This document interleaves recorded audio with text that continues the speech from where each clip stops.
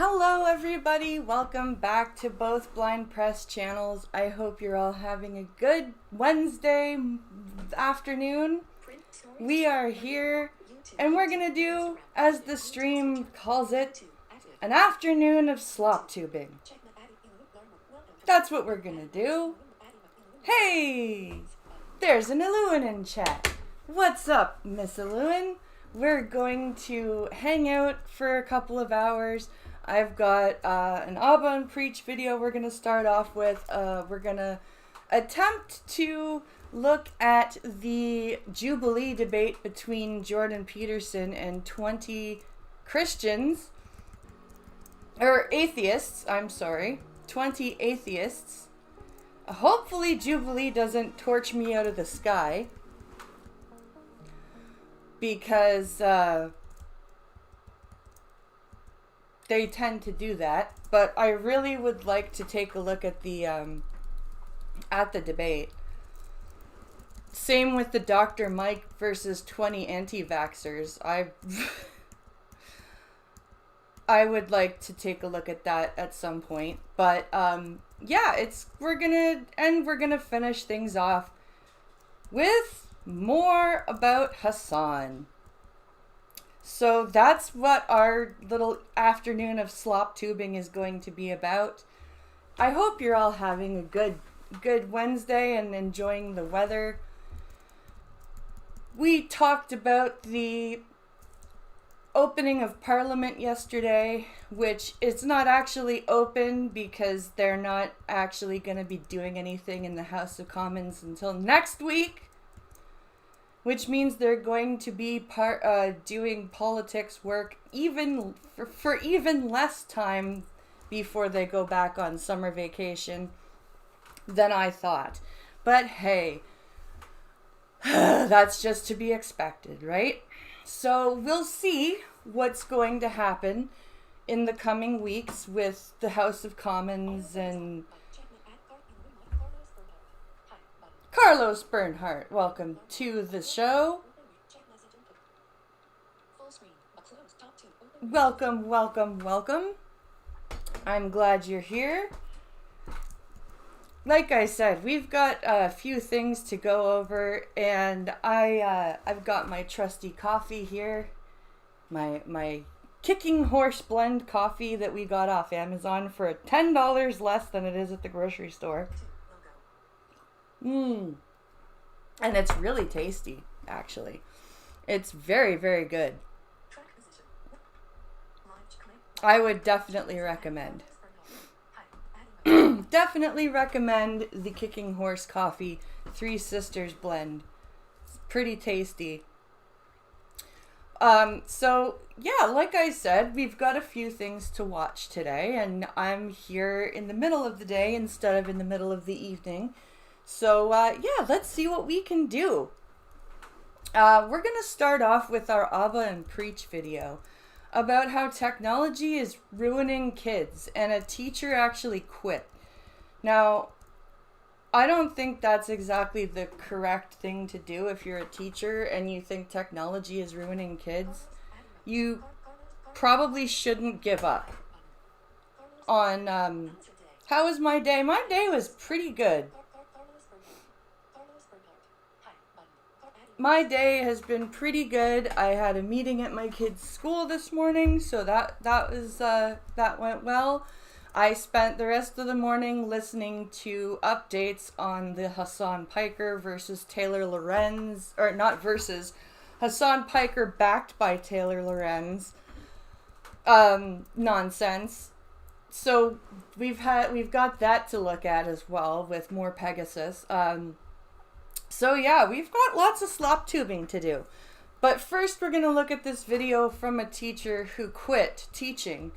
I would just try to change my teaching strategy. Do you know what I mean? Like, you can't just give up on the kids. You've got to, like, try to do something. Like, try to teach a different way. I don't know. Let's pop over to the shared screen here and let's take a look at this video. And see what the topic and the gist of the video is. All right. This came from a teacher who decided she had some things to say. The last few weeks, I have been recording some rants during my planning period. I'm in a classroom right now. Go Bulldogs. And this will not be my classroom after Friday. I am actually leaving the profession. I am quitting. Well, actually, I did quit, but Friday is my last day. I think we have a month left of school after that, and I will not be the teacher in this classroom. There is one issue I really want to talk about. So you couldn't even make it to the end of the school year? You had to quit with a month left? That's... Come on. You're sounding like me here. Fuck, man. Like, that's crazy. Don't do that. As an educator who is leaving, that I feel like a lot of people have tried to address, but school boards and superintendents and people who actually can make this true difference in their school districts aren't listening. What I really want to talk about is how technology is ruining education.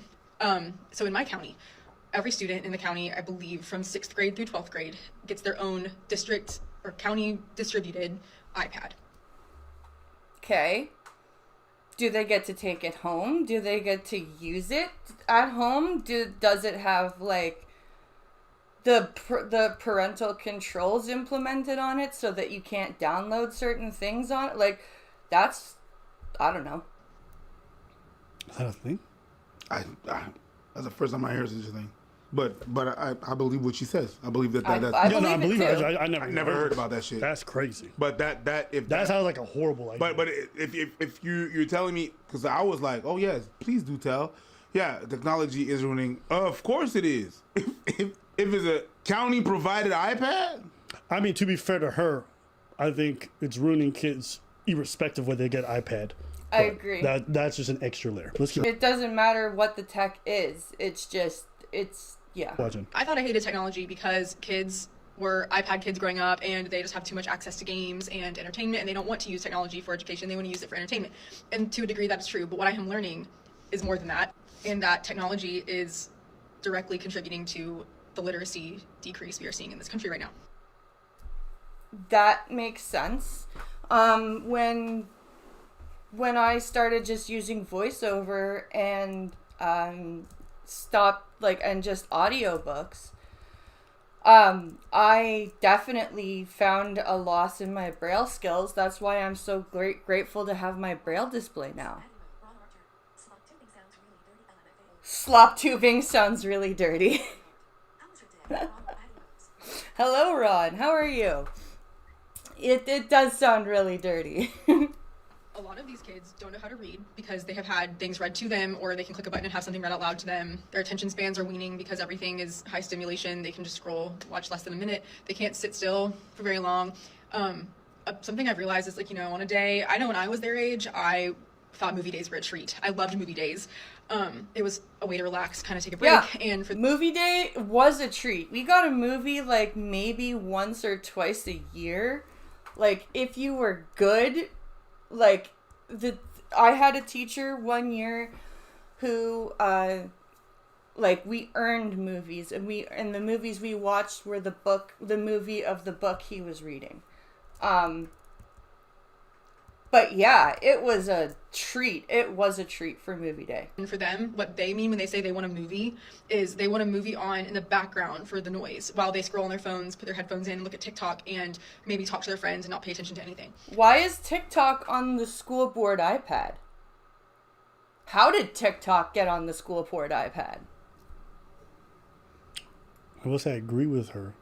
Growing up, movie day for us was definitely like a day off. Yeah. Or off of the period we were in. 100%. And for them, it's like, and I'll probably say, I don't think technology is ruining kids. It's just ruining everybody. Yeah. I can't watch movies. I hate watching movies. I'd rather do anything else. Unless the movie's really good and can keep my attention, can't be bothered. I'd rather play games or do anything. You know where I can watch movies? Why? Planes. Yeah, because you have no other choice. I have no choice. Yeah. It's sleep or that. So sleep or watch a movie. Yeah. Yeah. Basically. That's where I can watch movies. Cinemas, although it's been a while I haven't been in the cinema, I can watch movies. At home, very hard. Yeah. Yeah, this makes me think of weed. Like, weed for adults is one thing. Weed for kids and their development is horrible. Yeah. Just is. That's scientifically backed up. Yeah. Fine. Great. So why? We bar the kids from having it. Do kids still get it? Sure. But it's not good for them. And there's reasons to bar. I think technology operates the same way, if not much worse. It's highly addictive. I agree. Much more present. Much more geared towards getting them hooked on it. Weed doesn't have that same thing. So for me, have you seen videos of kids throwing tantrums? Yes. And they're like 2. And they have a full ass iPad. Because you. Yeah. Yo, scary. Yeah, but I mean, By Exorcist. the parents didn't get addicted to it, and Emily afterwards they got these addicts, and now they're having withdrawal symptoms. Yeah. It's like, listen, I watched how my niece is, and she's like 2 or 3, and I watched her how she is when she watches like Barney, and then she moved on to Baby Shark. I'm learning all these shows I never even knew existed. Yeah. And I see how she's hooked for it, and like you realize there's like an emotional attachment to this entertainment. It's like There is an emotional attachment, and it's part of the way that they, it's the way that they, like, put things, it's the way that they, like, script it, and the way that they bring it. Do we need protection for Sloptubing? Sometimes, depending on who you're talking about. part of their feedback loop in their brain. It's very deep. So Yeah. of course, when you take it away from them, they start having a tantrum. You have to almost untrain them from thinking that's acceptable to do. So with these kids, you've let them get fucking hooked on this drug for 10, 12 years. By the time they hit 13, 14, you try to take that shit away from them, they're like, you might as well take them their whole world. Yeah. And I think this is a societal problem.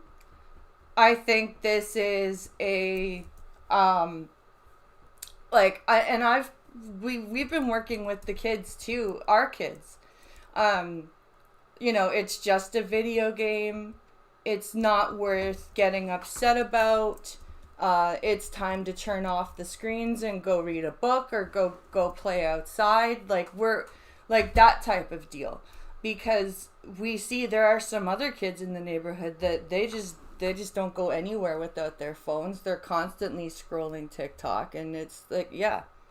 It's the way that they learn about stuff. It's the way they socialize with their friends. It's how they basically get their entertainment. It's what keeps them going when the parents don't want to spend time with them. Because a lot of times parents give their kids technology because they don't.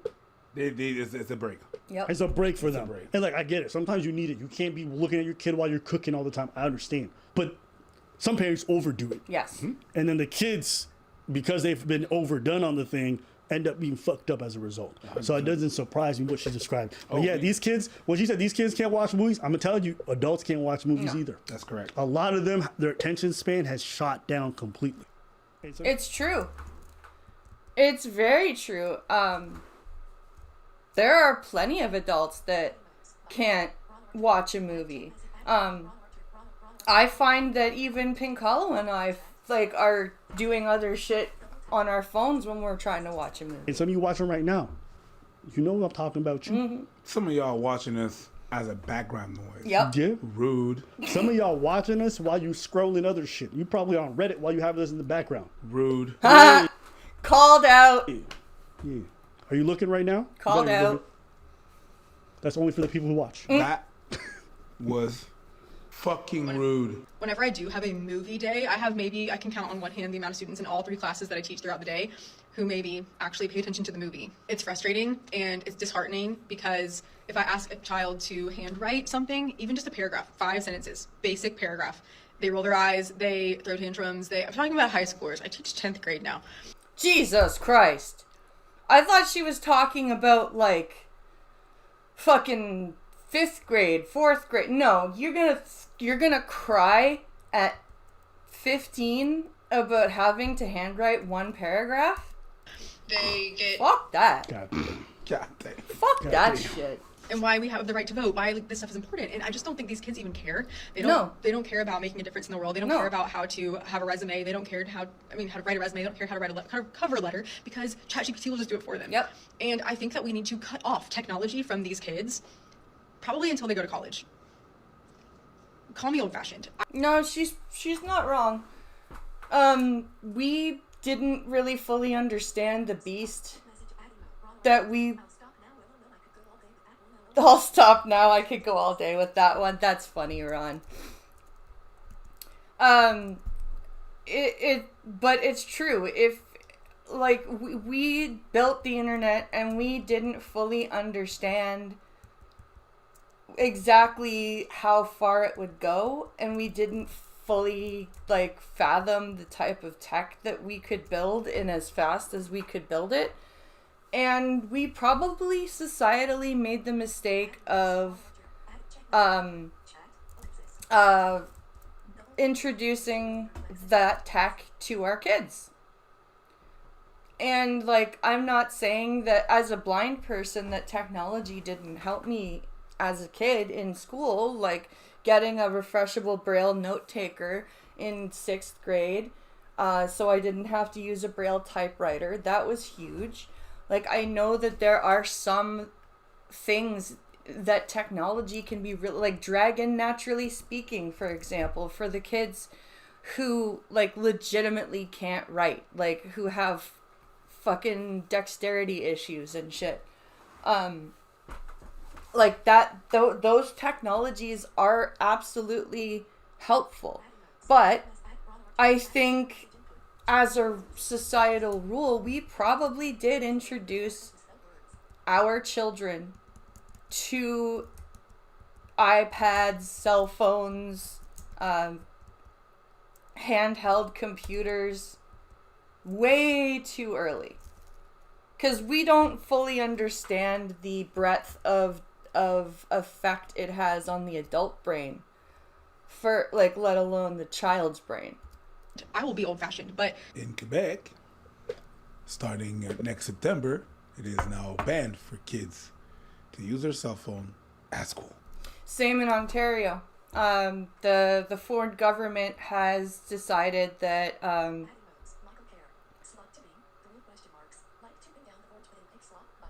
hey, Michael Kerr, what's up? Sloptubing has it's a funny thing.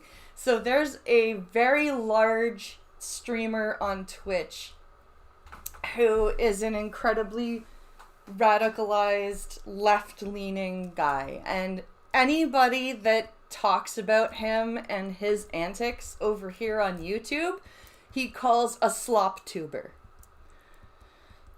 So I'm just owning that shit. I'm just owning that shit.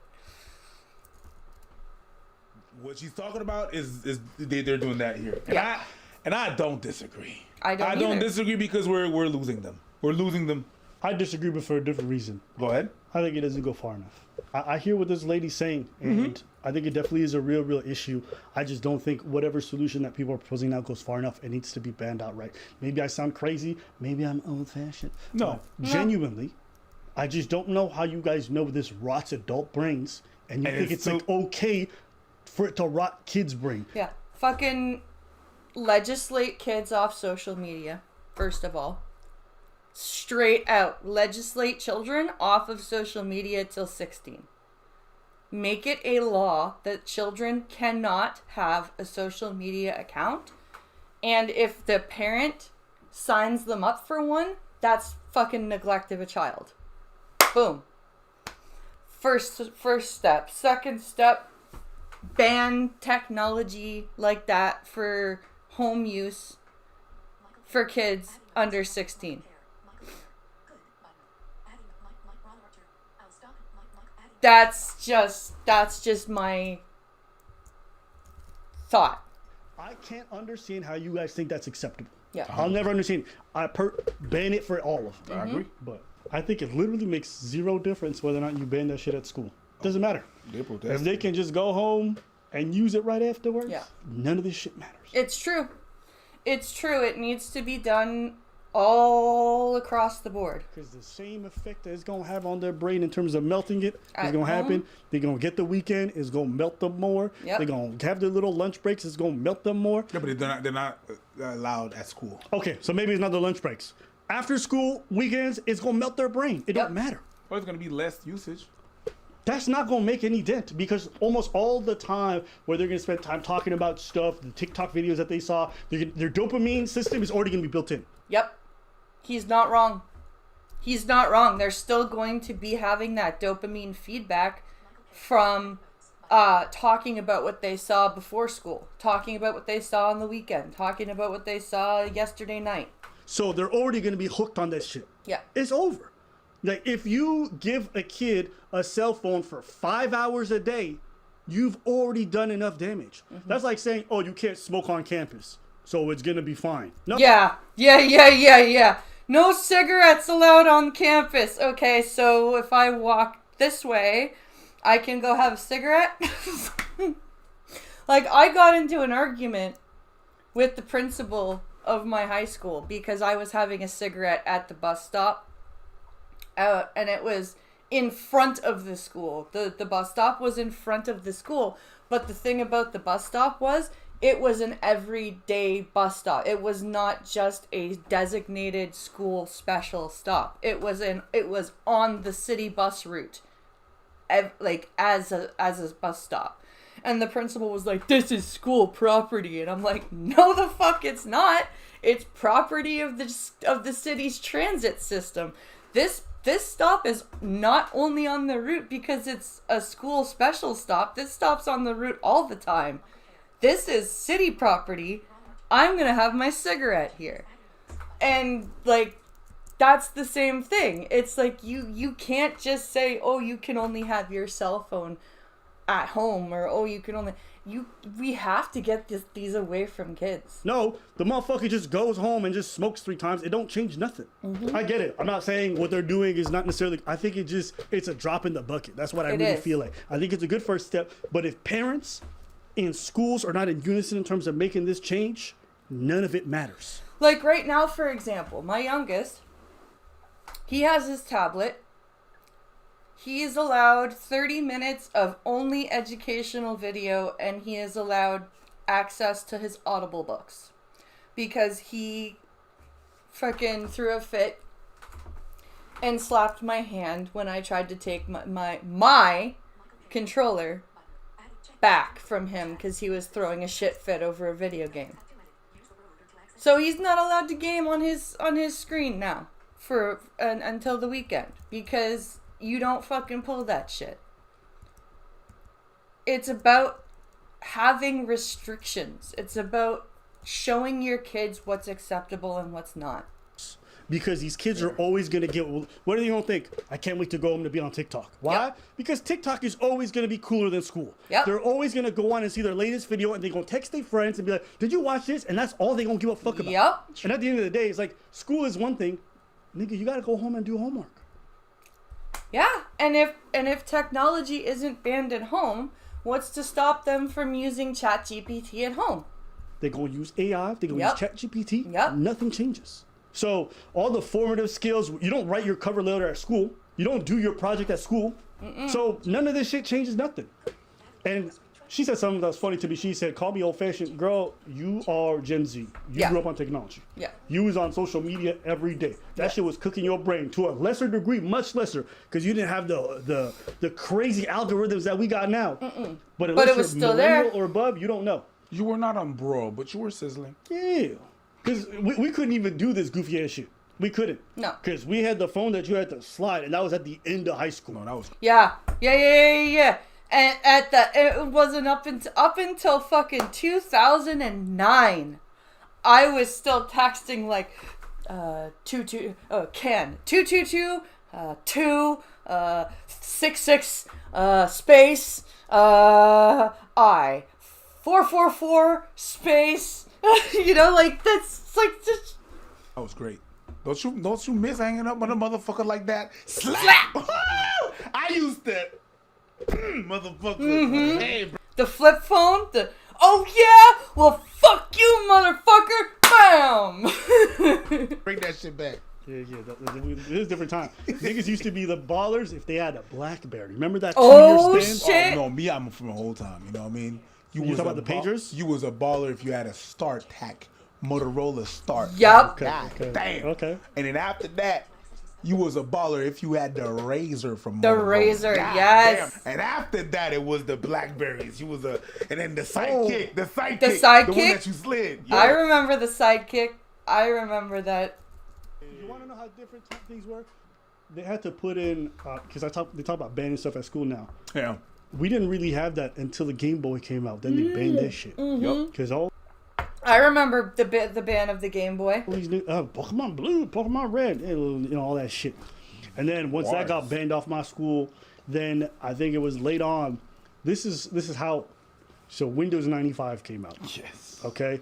And you want to understand, there used to be a time in life where you used to have something called a floppy disk. And if you wanted to play a computer game, sometimes you had a stack of them rubber banded together, and in the middle of gameplay, it was put in next disk. Okay. So we used to have one floppy disk. 3.5. Okay. And there was a computer room where we would go learn a couple little computer things. Yep. But on that floppy disk, what we had was Counter-Strike. Now, if you've never played Counter-Strike on LAN, which is when you play with all the other computers in the area, bro, we used to have a computer teacher. This is, we're going to reminisce. Yeah. So we used to have a computer teacher. He didn't know what the fuck he was talking about. Yes. The little niggas knew more than him. Of course. But he taught the class. So the way it works is, so there was like an island in the middle of the room. Yeah. So it had like computers like on the island, and then there was also computers facing the walls. Okay. Okay. So imagine there's an island in the middle of the room with a bunch of computers like this, and then there's also computers all on the exterior. So he would walk around like this. So when we would play Counter-Strike, the moment this nigga passed us, everyone alt-tabbed, and they would go to Counter-Strike. Then he would make the round, and you could play all the way he came back. And then once he came back, alt-tab. Oh, good old alt-tab. How I miss you, alt-tab. So some niggas would shoot you while you're just standing there because he's standing behind you. He would catch us all the time because guys, you can't stop ourselves from playing. Yeah. But that's how. Because your brain was fried. And this was only for 1 hour. We would get a chance to play a little bit, and that would be a week. Because if I'm at sick, the computer class was once a week at most. Yep. So that was once every 9 days. And let me tell you, just that made us really into video games at that time. Yep. But while we were at school, we did other shit. We would play marbles outside. We would play fucking basketball, all this stuff. We would get excited for movie day. We would touch grass. Yeah. Yeah. We did soccer, baseball. Hey, we would touch grass. We looked forward to it. Rolling down the hill. These days is like, It's just that. yeah. So it's such a, like, we dealt with a similar problem, but the scale is so different. It might as well be a different category. Yeah. It doesn't even make, it's like the difference between talking about this and a fucking machine gun. Mm-hmm. Yeah. Are they both physical contact? Sure, but bitch, they don't mean the same thing. No. The implications are different. Absolutely. So what these kids are dealing with, the scale of this, the way it's changing their brain waves, like, They don't know. we need a comprehensive thing where all of society says no. When they're going to know, it's going to be too late. Yes. That's true. And we almost need society to pop up and say, like, no. You remember that, Michael? Yeah. That's I wish I had been able to play Counter-Strike and stuff like that. I think personally it should be illegal for these kids to have these things. I agree. Absolutely. I think so. And people want to argue with me, but it's literally rotting their brains. Yeah. And I know this because it's rotting adult brains. Yeah. 100%. So if we know that, why the fuck are we letting kids do that? How many times do I go online and hear, and you guys know you're watching, how many of y'all doom scrolled for 4 or 5 hours when you're supposed to be asleep and you got work the next? Or doom scrolling when you're supposed to be, like, making videos for shit. Like, oh my god. That's an old computer, Michael. Holy shit. That ran at blazing gigahertz. That's crazy. I think it's going to come to that. That's why, as a matter of fact, that's why I close my PlayStation when summer comes. Yo, I could play all night. In winter, doesn't really matter, you know. But I'm gonna skip my days of touching grass while there's actually grass outside. No, I have to shut it out. I gotta be an adult and be like, you know what? Yeah, let's enjoy summer. Yeah. That's my take. What do y'all think? Why y'all agree, disagree? I know some parents say some goofy shit too, like, oh, well, how did my kid contact me? Fucking leave. Oh. Like, okay, we got the oldest a watch. a literal, and all it does is it counts his steps, and you can like phone like specific people that you input into the contacts, and that's basically about it. It's nothing like crazy, you know, it's not like an Apple Watch or anything like that. And he can contact on that. But like, no. You don't need to have a full-on like cell phone for your like 3rd, 4th, 5th grader to contact you. That's silly. That is silly.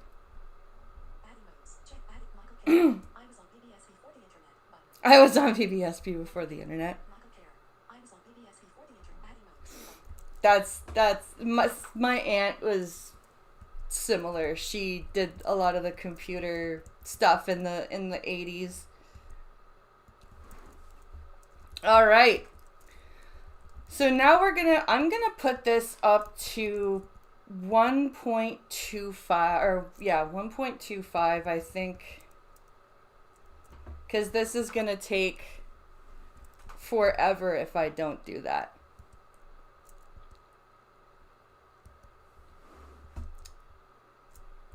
Yeah.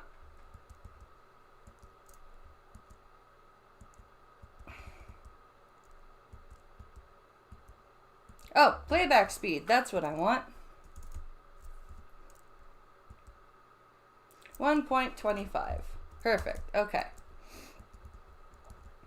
So this is going to be Jordan Peterson versus 20 atheists.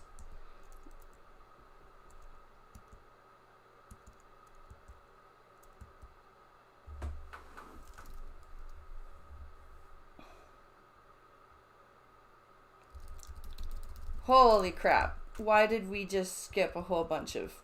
I want the chapters, damn it.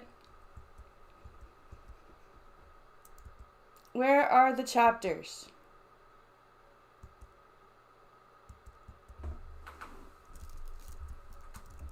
Sorry, guys. I'm just trying to get this set up here.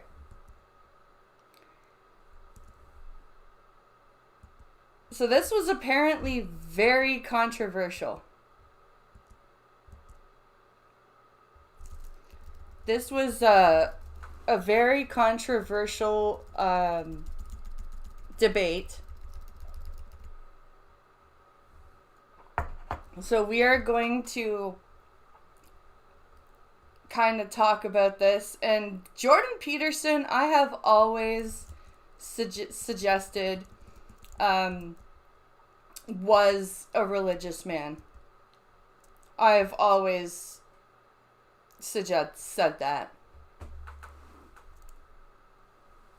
So claim number 1 is atheists reject God, but they don't understand what they're rejecting. So this is interesting. Let's take a listen here, and we'll see how far we can get through this. If this ends up being really boring, then we won't finish it. But let's take a look. So speak to each other. Is somehow involved. Sure, seems like you have the reductive view of what it calls advancements to even. No. You know what?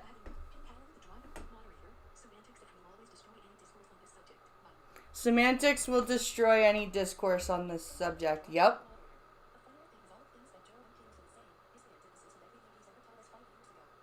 The funny thing is that everything Jordan Peterson is saying is the antithesis of everything he ever taught us 5 years ago. Yes. This is why when I first started out, like 7 years ago, one of the first things I talked about was how Jordan Peterson needed to own his faith, because he was very clearly, when he was in the atheism sphere, very clearly, yep, facts, because in order to say, no, I don't believe in this, we have to like study it and learn about it. That's because they're more religious than they think they are. No. What? So reading and thinking critically and deciding no, thank you, I don't believe in that, means that I'm more religious than I think I am. Holy shit. Okay, so the only way you can be concerned with deep matters is to be more religious than you think you are. I'm confused. Identify with a religion. Yes, you are. No. You're using Elijah as your argument. Therefore, you are defining it. Aw. A baby quail? Elijah. Aw. Okay, so as Elijah's... Holy shit. He is an angry little frog, isn't he? Jesus Christ. Why is he so pissed off? I made a specific point that God was associated with conscience. I just feel like you kind of retreat into this semantic fog. I'm not retreating at all. I'm advancing, sir. You are retreating.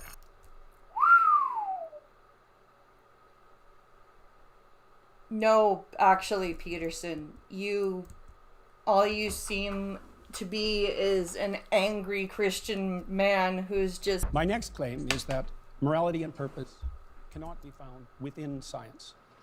Morality and purpose cannot be found. Yeah. That's true. It's also true that wet nursing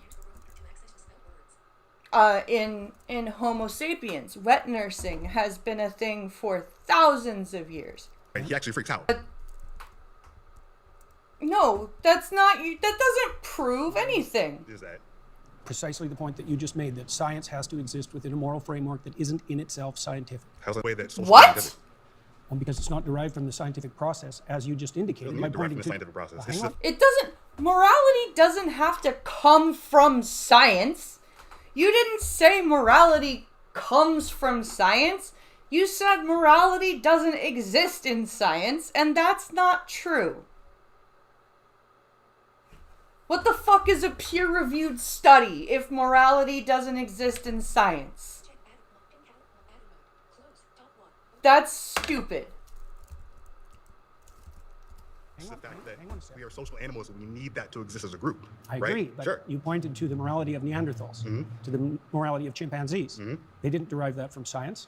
They don't need Nobody derived it from science. We've observed it with science. I can continue. There's all sorts of things we have to assume Yeah. about science before it can take place. Okay. So, that doesn't mean that science is bad. This is almost like him saying that science is bad.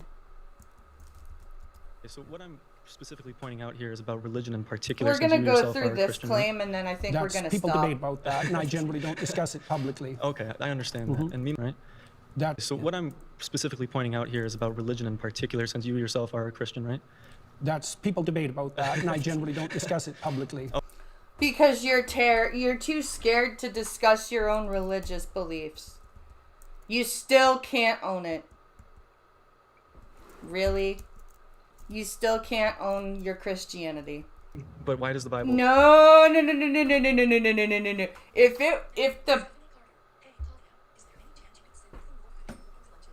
If there is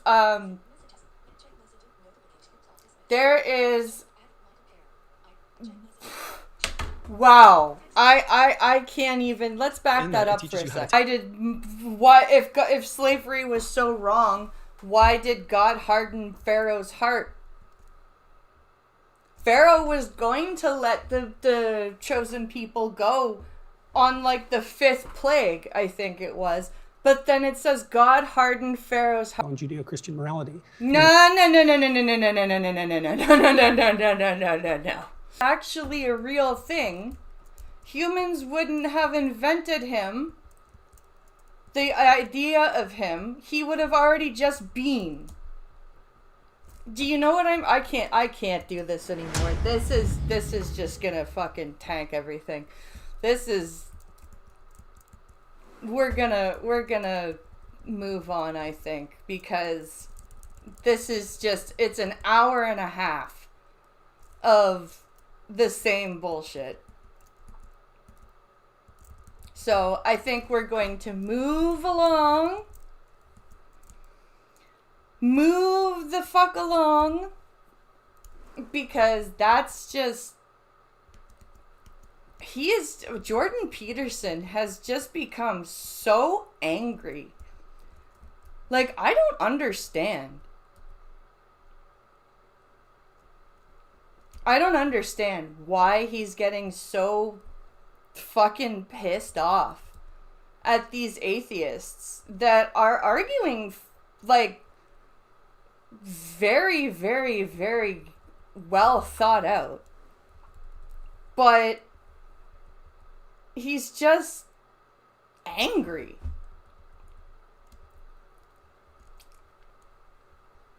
He's just an angry little homunculus. So I think it's time to switch. Oops. It's time to switch gears to our other stuff. But while I am going to quickly go and get myself another cup of coffee.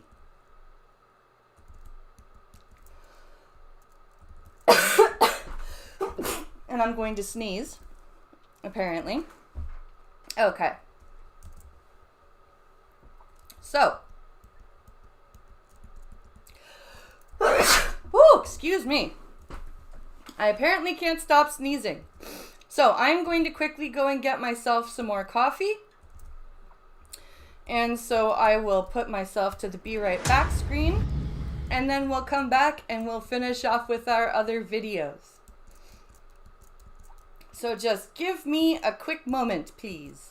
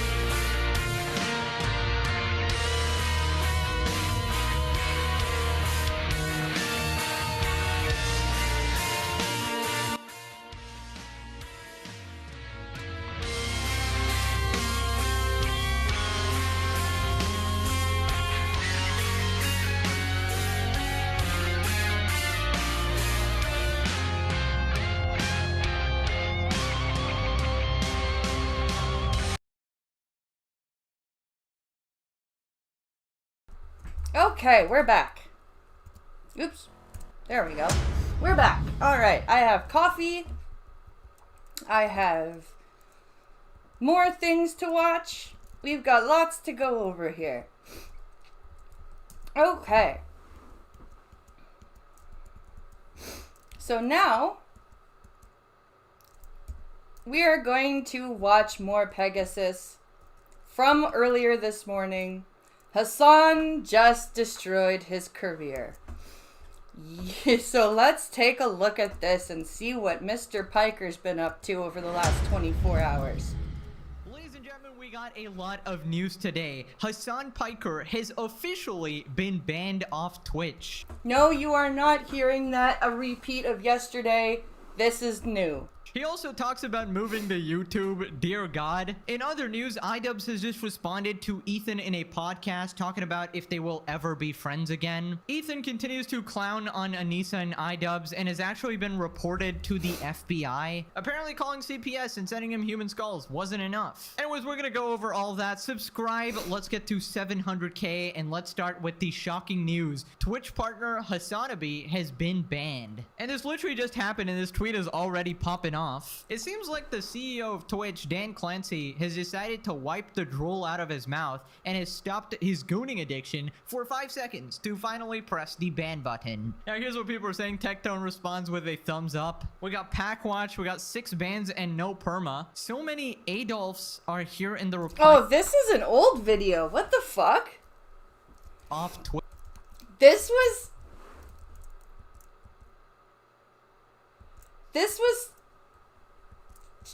Oh, I'm pissed. This was showed to me this morning, but this wasn't this morning. This is from yesterday. So we're gonna move along. I fucked up. The blind box addiction. Let's do this one instead. 'Cause Papa Meat is the shit.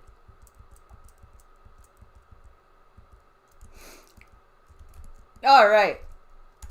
Welcome back to the Papa Meat channel. How you doing? How you doing? Coming and sitting down because today we're talking about a newfound obsession here in the world. I feel like probably more so in America right now. You guys may remember a while back when we talked about the absurd Stanley Cup craze. Yes. Where people were toppling over each other like World War Z zombies to pick up the first goddamn cup that's at Target. Remember that? The coffee mugs? Well, this seems to be an everlasting topic of controversy because it seems like every year or so there's a new product that sends the worst type of people into a frenzy. Whether it's Cabbage Patch Kids, Beanie Babies, Pokemon cards, the cycle is always the same. I remember when Pokemon cards got banned from my school because people were fighting over them. Today I want to talk about the most recent example, La Boo Boo. The what?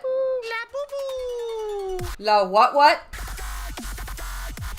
I think of Laboon from One Piece. I keep wanting to say Lola Bunny. Lola Bunny. Labubu's are plush toys with characters inspired by Nordic folklore. Does that sound enticing? No. No, not at all. It sounds actually horrifying. They look like any other popular cutesy toy, but what if I told you that it's become a global craze? We're gonna delve into where these things came from and also take a look at how it's turned your average collector and consumer into rabid animals. But first, where did it begin? My boy Kang Leung, an illustrator born in Hong Kong and raised in the Netherlands, created La Boo Boo, as well as other creatures in 2015 as a part of a children's book series. That just sounds fucking terrifying and I wish it would go away. No thank you. And 4 years later, he signed a licensing deal with Pop Mart, the biggest collectible toy company in China. Pop Mart? Focus on selling designer collectible toys that are massively terrifying. popular with over 450 stores across 30 countries. And this decision turned out to be a massive success. The Forbes reporting that Wang Ning, the CEO of Pop Mart, made $1.6 billion within the first day. What the fuck? What is it about these things that make them so insatiably collectible? How did they hype this up? How? Where? How did the Chinese do it? Cheap labor. I think it's Jade Dragons. I think it's magic. Also, I feel like that could be racist. No. I was thinking of the Jackie Chan show where it was like, remember the cartoon show where he would fight with his granddaughter or something like that? That was his, wasn't that his,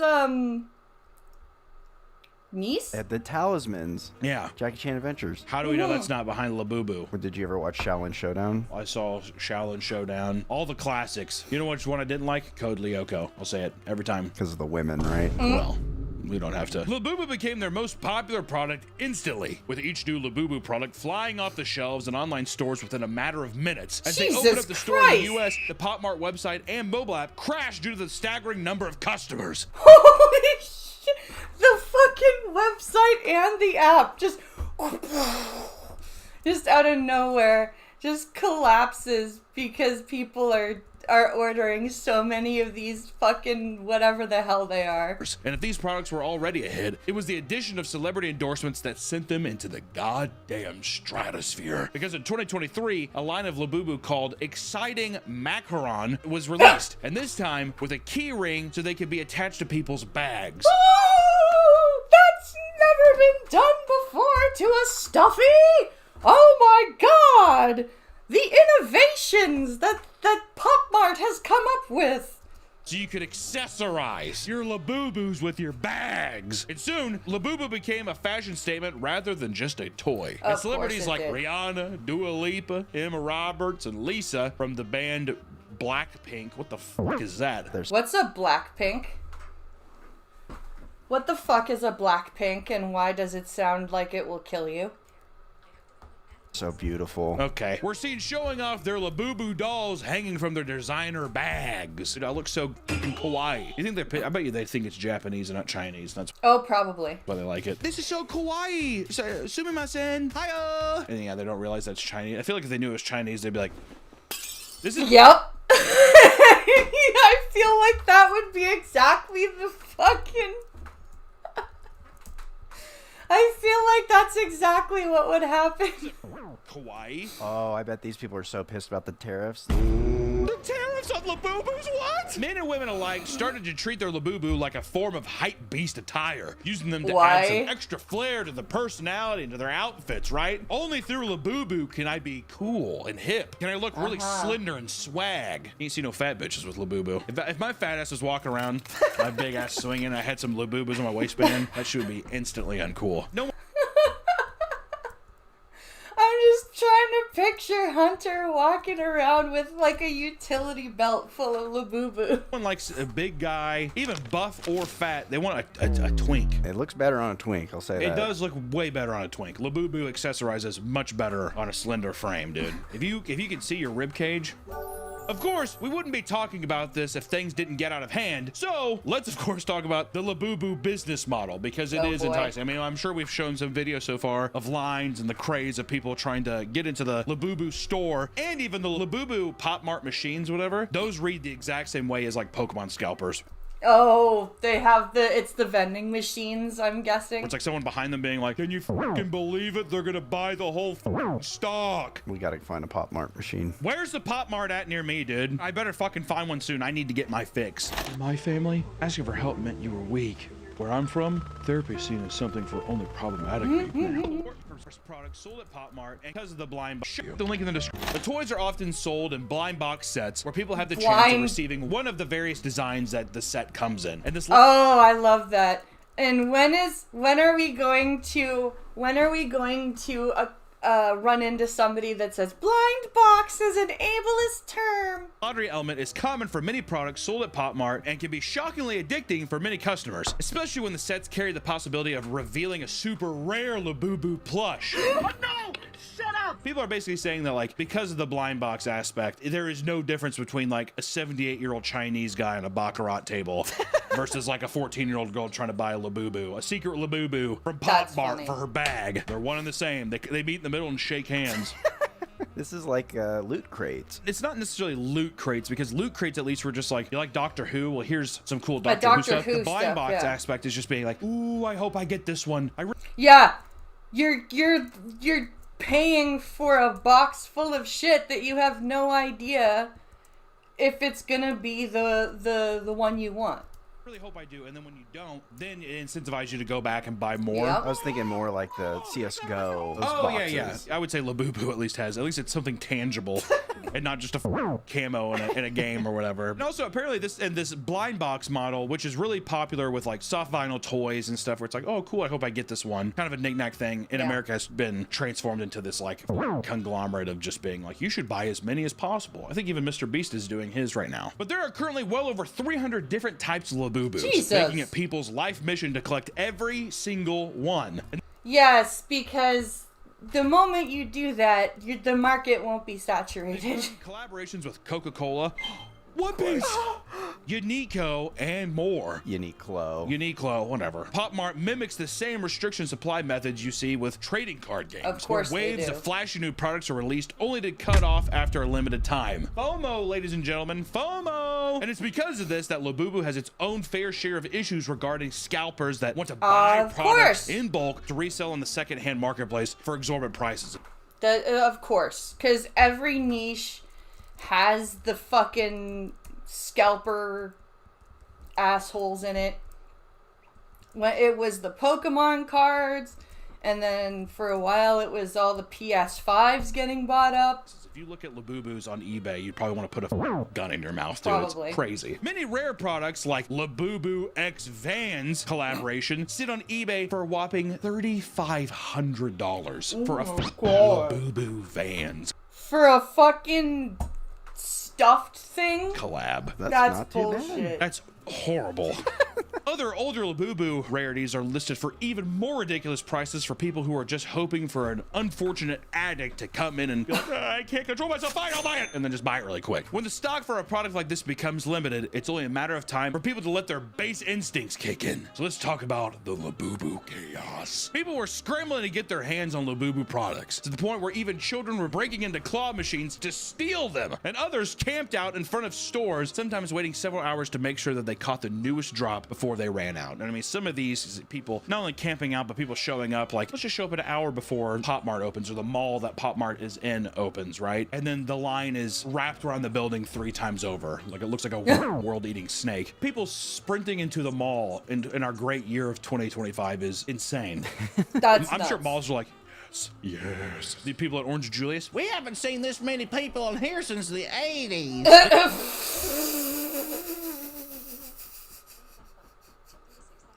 It's so true. I can't even believe Orange Julius is still a thing. crowds are growing so much that police would have to heavily monitor the store openings to make sure fights didn't break out outside of the Chinese toy shop in the mall. If I was one of the other Chinese toy shops in the mall, like one of those shops that has like the Kingdom Heart blades and shit, I'd be pissed. I'd be like, I've been here this whole time! Do you think they're gonna start putting in Labubus? If the shops in the mall that have like Buddha statues and like Berserk blades and Kingdom Heart blades don't start throwing in Labubus, this is their time to shine. This is... Could you imagine, like, the Buddha statue is just holding a Labubu? It's a time to make some money, dude, all right? Please, do it. Do it! I mean, in one video, a swarm of cars makes a beeline for the closest mall parking spot by charging straight through it. Oh my god! What the fuck? Most major drops have gone relatively smoothly, but some had to be canceled on the account of the insane customer behavior. Some videos show how chaotic the process is, with ordinary lines breaking up into chaotic sprints and people screaming at line cutters as well as scalpers. Screaming, like full-on death screaming. I could just imagine it. Like that primal rage, like, I will eviscerate you scream. Things got worse with Labubu. Big Into Energy series drop, which became a record-breaking product on marketplace reseller websites like StockX, which StockX is just a heinous place too, isn't it? StockX is like pretty, if I remember right, it's basically just like hypebeast shit. It's like a reseller's market for hypebeast stuff. Yeah. I could be wrong. I thought it was a porn site. No. At Westfield Century... That's a different site, Nick. City Mall in Los Angeles. People charge the store at early hours of the morning to get one of the 450 available Big Into Energy blind boxes. There were only 450 of those boxes? Tons of people ignored the store's request to line up in a designated spot like they're fucking 4th graders, and a few people started running, and that created a domino effect that caused the rest of the crowd to chase behind them. Worried they missed their chance to get a box themselves, because you see one person running and you're like... You just kind of like involuntarily start moving. I'd probably run too. I'd also just like, I'd grab somebody by the back of their scalp. What the fuck, Hunter? Rip it out of their hands. I love how relevant Jingle All the Way, that one scene with him with the ball in the store, feels every time. Everything just harkens back to just Arnold Schwarzenegger and Sinbad. Thousands of people piled up around the store, and people began arguing with each other, and things started to get tense, with what seemed like thousands of people impatiently waiting for the store to open. And eventually, the unruliness was too much for the store to handle, and squads of police officers had to be sent out. Squads? Like full-on squads of cops to fucking be dispatched to the toy store because grown-ass people were fighting over fucking Chinese toys.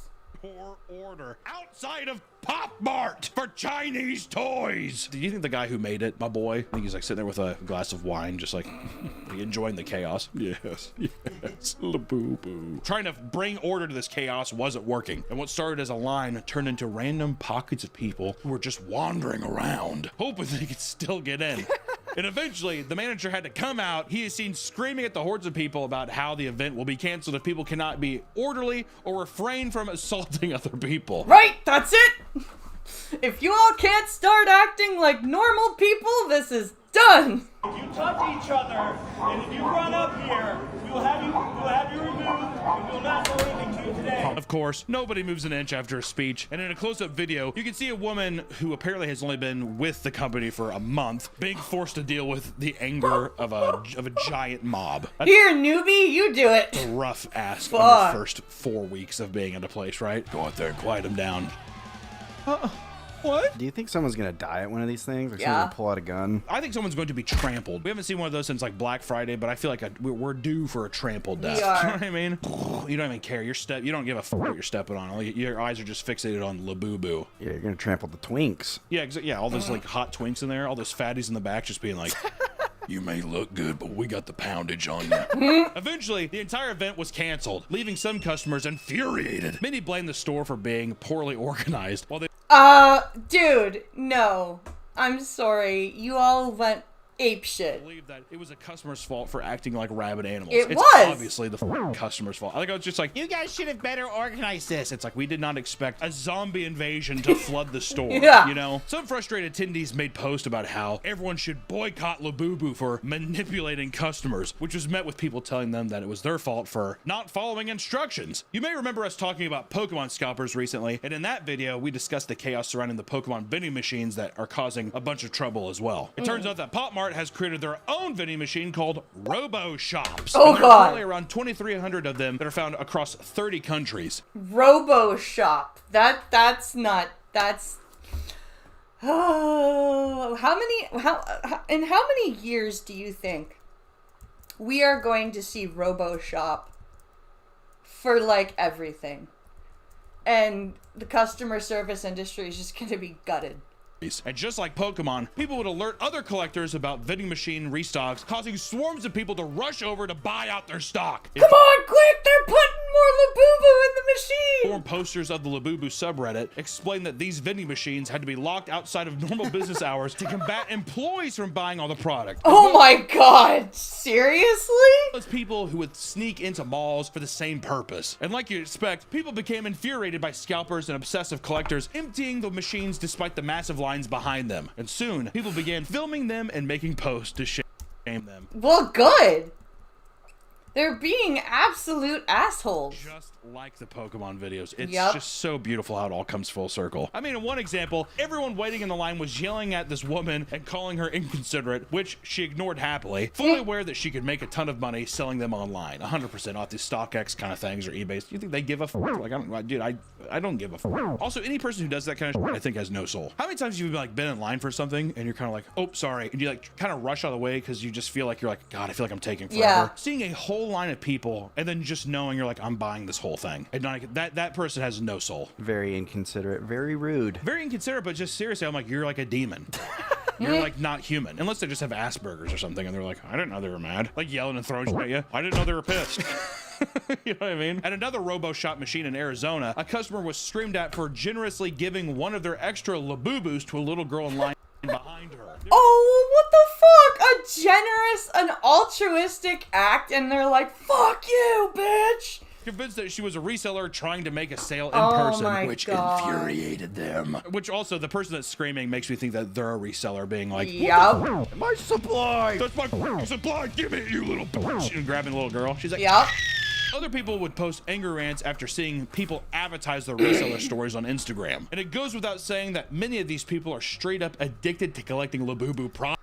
Well, it's not just the Labubu itself. It's like collectors can get crazy.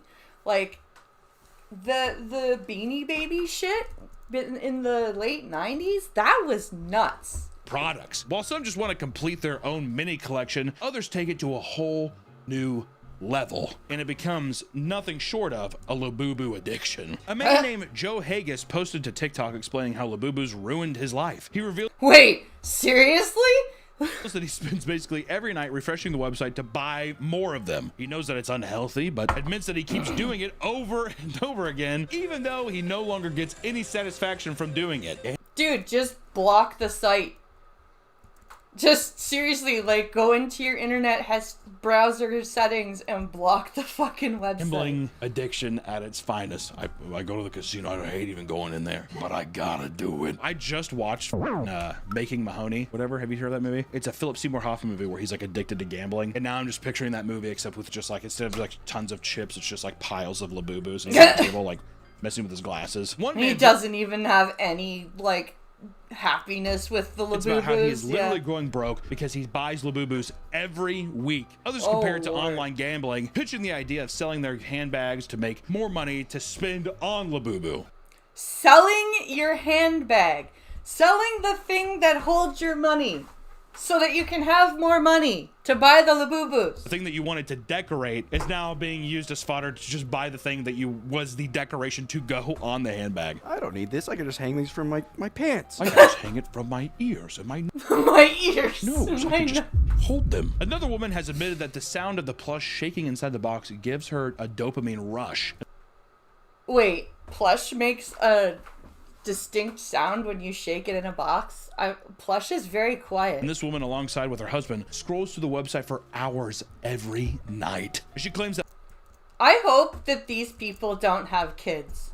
And of course, things can always get worse when it comes to popular collectibles, right? There's nowhere these people won't go to make an easy buck or to add to their vast collection. So we got to talk about all of the Labubu related crimes that are happening right now. The Labubu related crimes. That is not a phrase I thought I would ever hear in my life. But here we are. Hooking their Labubu products onto their handbags and other wearables. There has been a noticeable increase of Labubu theft. These are sneaking up behind people and snatching them. And one woman reveals that while at the mall, she could hear a couple plotting to steal hers off her belt loop, saying, "What the fuck?" Like she's got it on her pants. And there's people like, "Yeah, let's go up to her and steal this shit." She gets the sploosh from the whoosh. saying, quote, "I'm gonna cut that shit off." I love that idea. I love that idea of like hearing someone behind you. It's like me sitting there, that fat right in front of us, like holding on my Labubu, like looking at its face, looking up at me.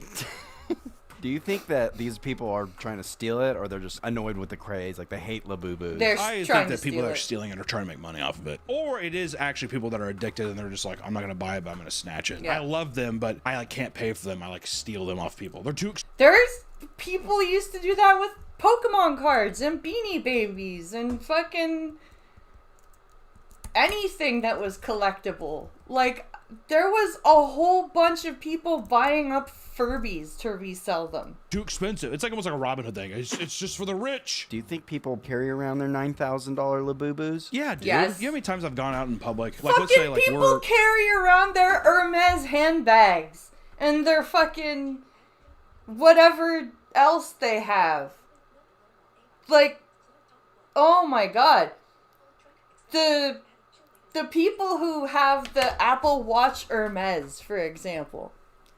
That fucking thing is, first of all, you have an Apple Watch, so, like, you're a target. And then you have the fucking Hermes watch band. It's like, what are you doing?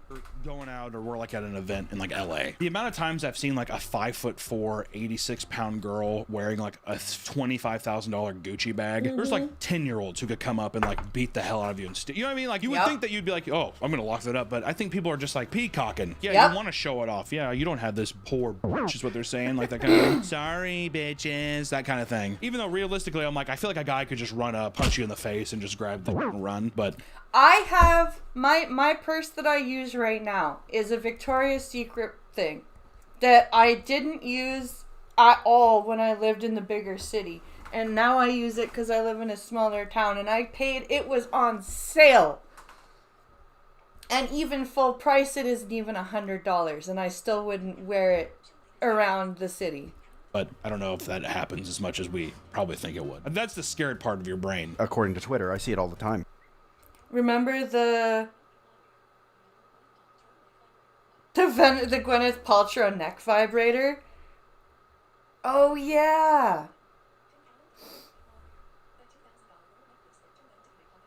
The $2,000 gold necklace that turned out to be a pocket rocket? So on Twitter, everything, yeah, that's true, because, yeah, that actually makes sense, yeah. I mean, one woman who was working a 16-hour hospital shift put her lanyard down for only 2 minutes to go to the bathroom, and she returned to find her Labubu had been stolen from her lanyard. Why did you put your lanyard down? Just keep your lanyard on. It was so bad that people started posting tips on what types of clips could be used to replace the cheap ones that come with the product, just to make it a little more safe. Be like, it's in safe hands, I swear. Just recently, a man was caught on CCTV footage stealing a Labubu from a collectible store in Malaysia. The man put boxes into his pants, exiting the building to drop off the supply before coming back and repeating the process several times. Boxes in his pants. Okay, that's interesting. Did he actually think that people wouldn't notice, like, boxes in his pants? Quite a bit. Stealing from a store is one thing, but how about a full-on break-in? In California, a man had his car broken into after a thief saw Labubus displayed inside. Why would you do that? Why would you display them in your car? You know the same way that Pokemon's are on like a dashboard? Yeah, he has that. And he's like, oh my god. Just takes his fist and drives it through the window. They're mine. Yeah, his hand's bleeding, but he doesn't care. Yeah. Have you seen that video of the guy where he punches his wife still? He's like, oh my god, Stacy, call the police! Ah, and he's like dying and she's just like recording it. Blood's like everywhere. I have never seen that video. A lot of blood. The man was an avid collector of Labubu products and reported that 3 of his were stolen in the robbery. He pleads for people to never leave a Labubu in your car. Please. Well, duh. Please. As the products he lost were worth a combined $144. That's it? Not the worst. I'd be more upset that they broke my windshield. I can't believe $144 of Labubu and with his window shards of glass going in his eye. Yeah.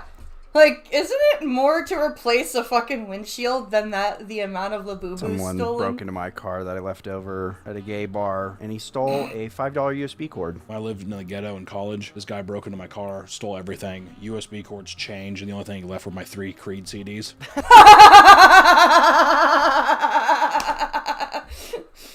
Fuck this shit. This isn't even worth stealing.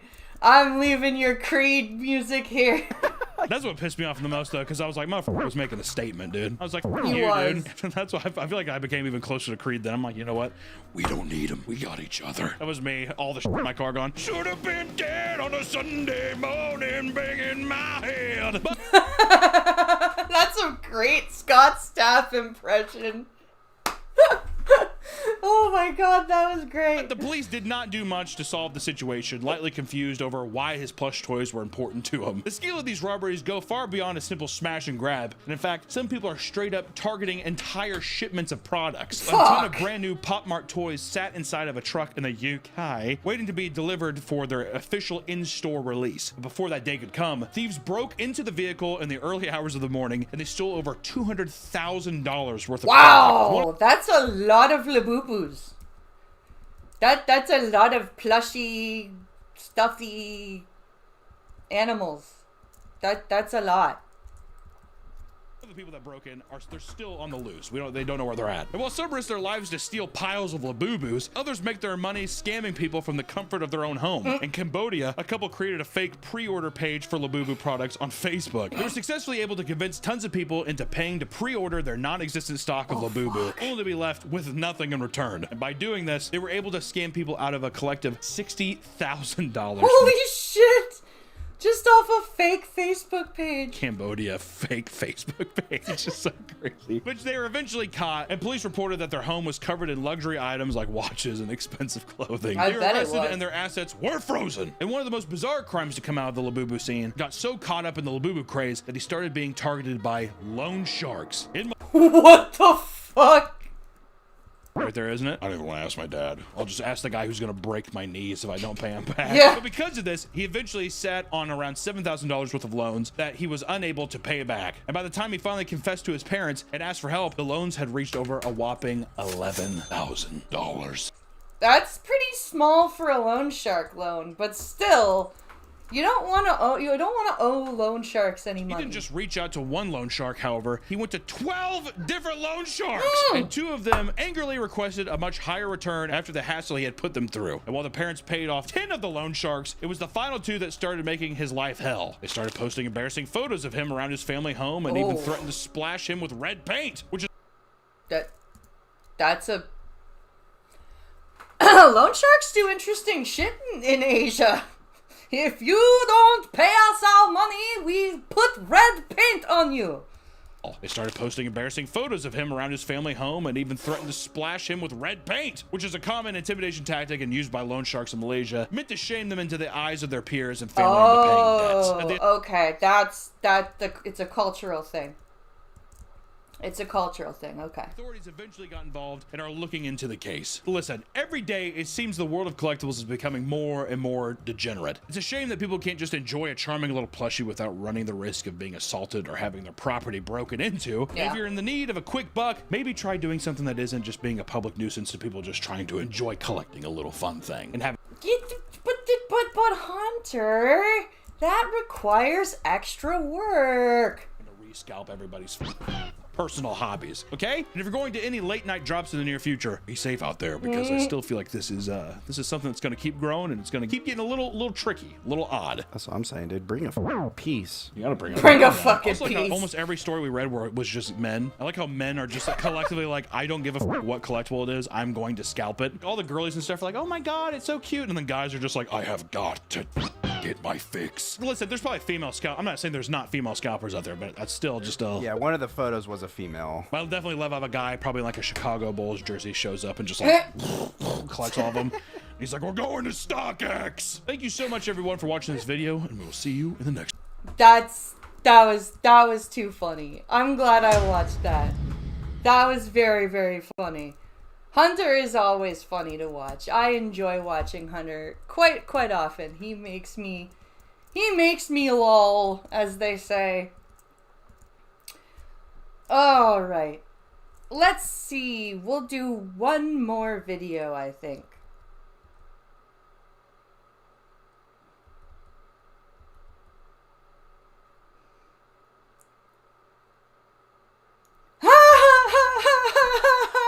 Okay, we're watching this. I don't care. We're watching this. We're watching this right now.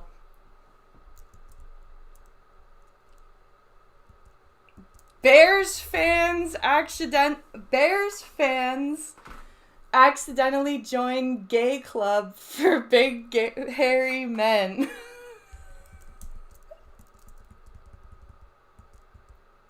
We're watching this. I don't care. We are watching this. This is gonna make me laugh. Okay. Okay, I've got a quick story to share with you. Okay.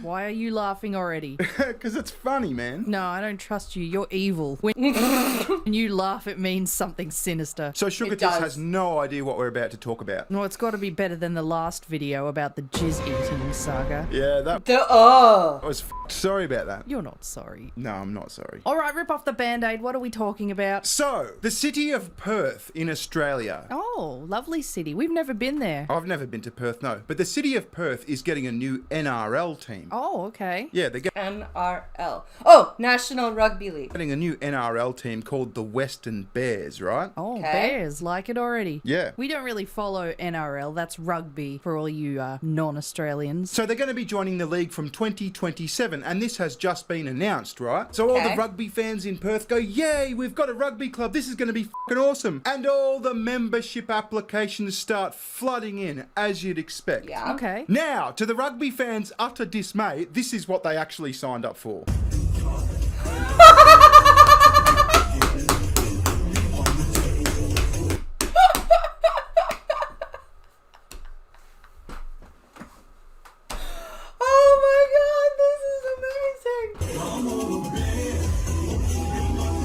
Oh my god, it's gay bear shit. It's a gay bear club. What the fuck? How did the wires get crossed on this one? Well, we'll get into it. But first, our good friends Gamer Sups have a new flavour. That's right, Bearing, and they've also dropped a whole new series of cups. Yeah, it's based on JoJo's Bizarre Adventure, the animation. Anime shit. Bearing doesn't really watch anime. Yeah, epic. They really are. Anyway. So anyway, back to this guy bending over at the bear club. That's He's about to awesome. be fucked in the ass by a bear. The Perth Bears. I want a bear, won't you be my bear? Oh my god. Woo! Yeah!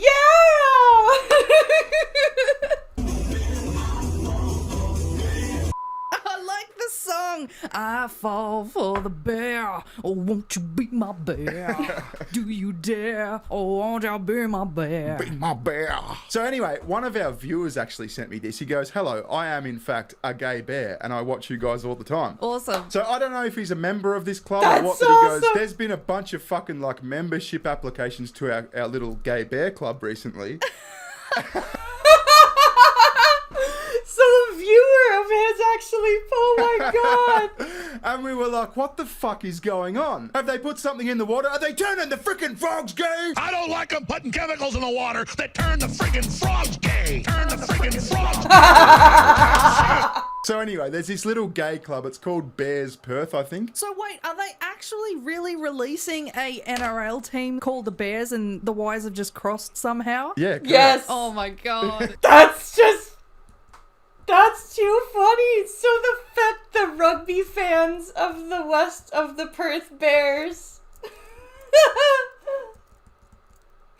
accidentally put in their membership application to the gay club. Oh my god. So anyway, this article says, social gay club Bears Perth experiences membership surge in mix-up with new NRL team, the Perth Bears.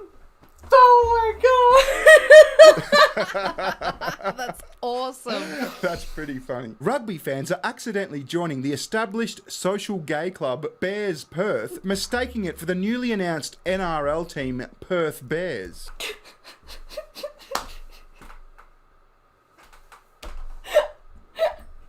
Can you imagine all these straight-laced fucking rugby guys that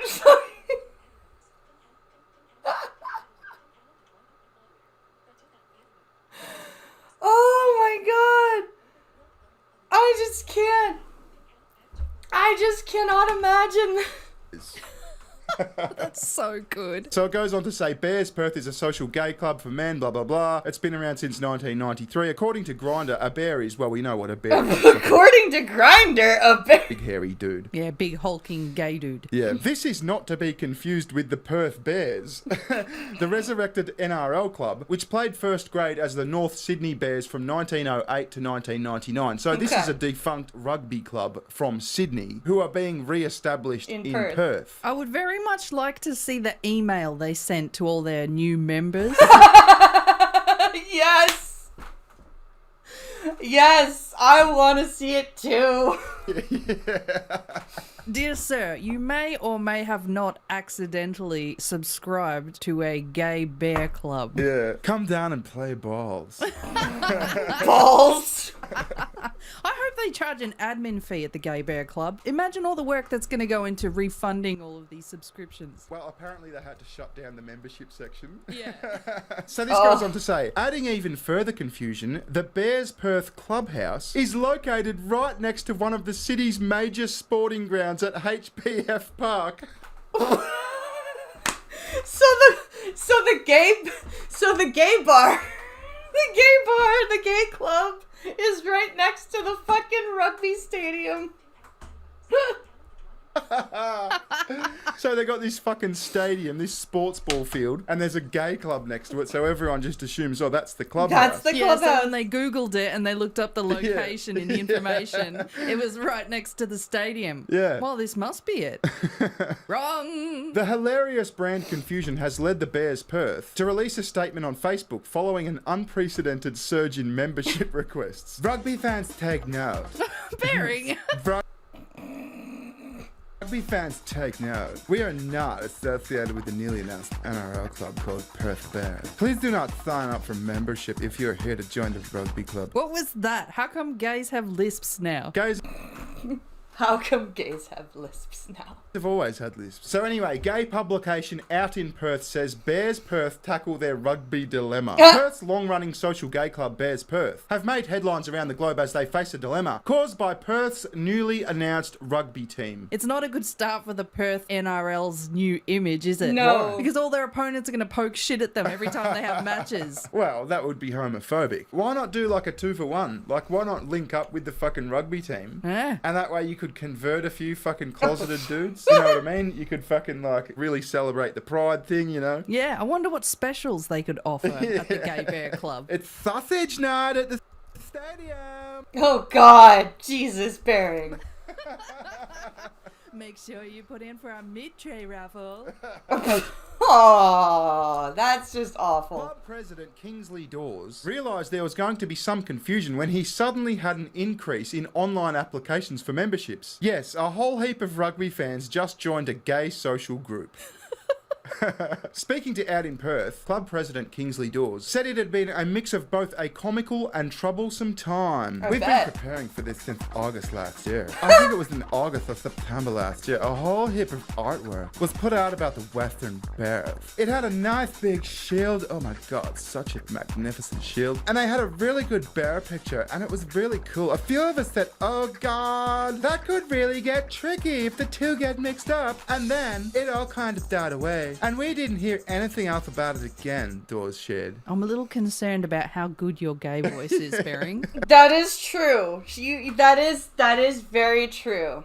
During the state election, they announced the rugby team Rah Rah Rah. We received a membership request from a guy in his 80s that was based in Sydney who used to play for North Sydney Bears back in the day. So we gently and kindly told him, well, thank you very much. We'd love to have you as a member, but we're actually a gay social club.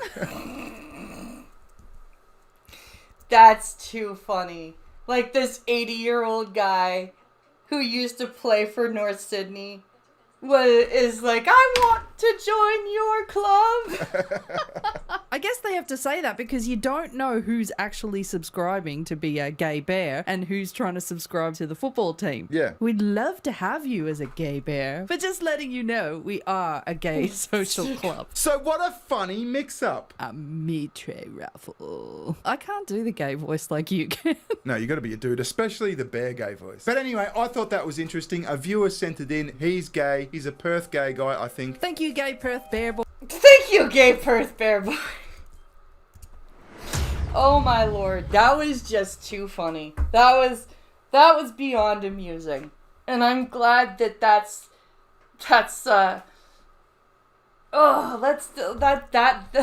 so glad I watched that.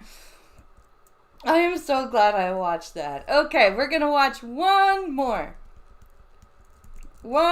video.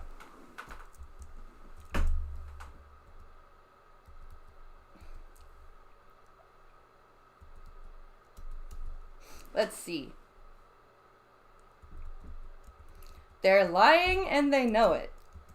Oh, it's Tectone. What does Tectone have to say?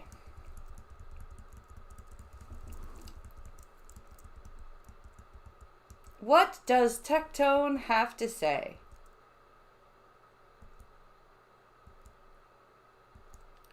Stop.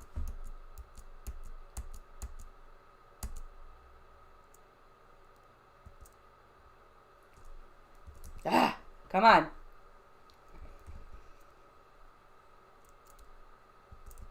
Okay. Here we go. This is going to be our final video for the day.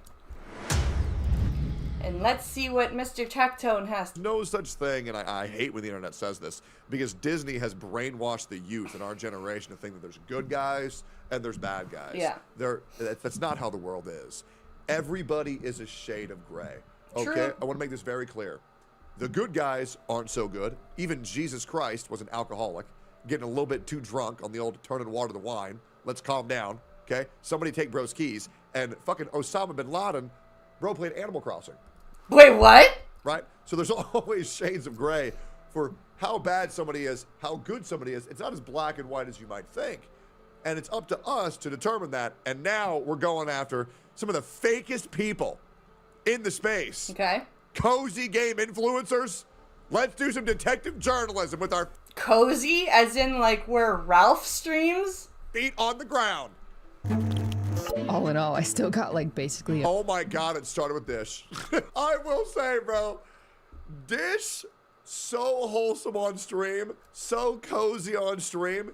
This chick, for a period of her life, would constantly ride my balls on everything, bro. It was insane. But she did at least apologize. Let's keep going. Let's see what's going on. a free Asia vacation. What in the late stage capitalist bar? Oh, wait. Did she get bought out to do something that she felt was disingenuous? Barbie. Thank you, Little Sim World. I want to keep my values intact. Your values? I have decided to quit the Infinity Nikki Creator Program. These big content creators choosing to stay silent is honestly speaking volumes. Absolutely. We're sponsoring today's video. Oh, this is about Infinity Nikki, huh? Okay, no, this is great. Yeah, I know. I heard the biggest issue with Infinity Nikki was there was too many creators not wanting to speak out. You should try Genshin Impact because they're just as fucking fraudulent as all these other fake bitches. All the fucking affiliate You think shit? Nikki's bad? Brother, tune into a Zyok stream. These people understand their mental wherewithal is so fucking low that they don't have the mental capacity to weigh in on any serious issue with any degree of severity or certainty whatsoever. So they just stay silent and villainize anybody who speaks out. Villainizing all of the people who try to help their game while they all collect the passive rewards while saying nothing and being revered as gods. Oh, but I just want to make the money. I just want to bring in the money. It is embarrassing. It's giving criminal behavior. Clap if you think she should suffer. I don't regret it at all. I wouldn't go back and change it, even knowing how things were going to turn out. Influencers of all types are kind of the worst, but in the gaming space, I think the award for the most out-of-touch influencers definitely goes to the cozy game content creators. Cozy games. What the fuck is the cozy game? Games. Cute and cozy games. You're ready. Let's play. Let's start here with the shit show that is Infinity Nikki.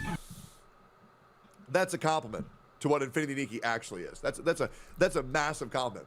I am so glad that I have never heard of this shit. Infinity Nikki was almost worse than Hoyo versus Business Practices.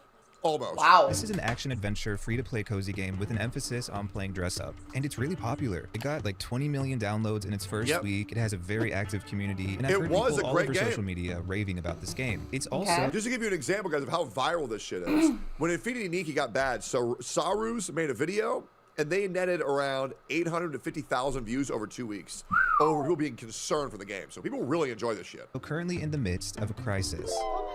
On April 29th, Infinity Nikki made its grand debut on Steam with a brand new update. Infinity Nikki version 1.5. And it nearly killed the game. Oh. What did they do? Not only did this update introduce a ton of new bugs and performance issues and completely change the lore of the game, which a lot of players are very upset about. Why would you change the lore, like the story? That's dumb. Yeah. Nobody wants to have a story that they all know and love. And then they said, well, we really want to make multiplayer lore accurate, so We're going to go ahead and retcon the entire fucking story. What the hell were they thinking? Oh, yeah, they weren't. The publisher used this opportunity to ramp up the game's monetization to insane levels. Oh, yeah. The microtransactions have gone from bad to worse, with the price of some items increasing by 200%. What the fuck?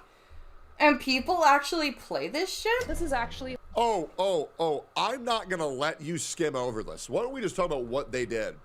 So they added in a bathtub and they marketed it as 400% price, or 400% value, 80% off, a $50 bathtub for $10 when you don't even have a house system to put it in. What the fuck? What the why are people playing this game? They increased the pity by 20. The devs fucked up the game and actually gave players too much rewards. So they took it off their accounts, which is psychotic. They took the outfits that were complete at 7 and then made them complete at 11, adding in unnecessary accessories and making it to where getting the pieces that everybody wanted from the banners were even fucking lower. They made it to where dyes used to be able to apply to every outfit universally, and now you need a specific dye for every specific piece in this game. Oh, come on. That's just not necessary. That's just doing shit just to do shit. And that's just scratching the surface. There's even more. They promised players 20 polls at 100,000 downloads. When they got close to 100,000 downloads, they retconned that and said, fuck no, you get 2 polls at 100,000. And they moved the 20 polls to 200K. These devs are pieces of shit. Yeah. They are so bad, it's insane. Illegal in my country. They also added a bathtub that cost $70. They decided they were going to introduce a Canadian, $50 American. $70 bathtub into the cash shop. And I literally cannot believe the words coming out of my own mouth, but apparently there are now outfits in the game that cost over $400 real to buy. Outfits? Outfits for your pixels. Outfits to put on the pixels on your screen. $400.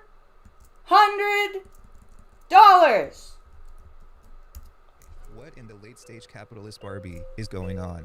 Yeah, wait till they realize that every character in a Ho-Yo game also costs $400.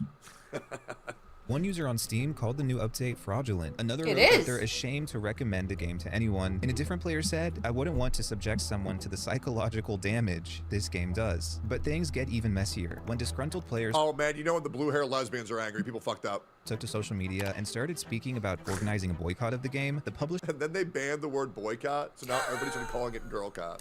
Oh my god. literally Tectone. blacklisted the word boycott from the game's official Discord, and they even started banning people who criticized the update. Yep.